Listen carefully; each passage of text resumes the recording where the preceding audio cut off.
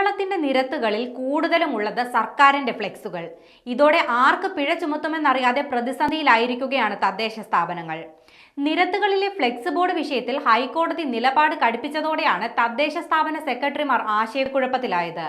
പൊതുസ്ഥലത്ത് സ്ഥാപിച്ച ഫ്ലെക്സ് ബോർഡുകൾ നീക്കം ചെയ്യണമെന്നതിനോടൊപ്പം തന്നെ കേസെടുക്കാനും ഹൈക്കോടതി നിർദ്ദേശിച്ചതാണ് സെക്രട്ടറിമാരെ കുഴപ്പിച്ചത്. നിലവിൽ നിരത്തുകളിലുള്ള ഫ്ലെക്സുകളിൽ കൂടുതലും സർക്കാരിന്റേതും CPIMന്റേതുമാണ്.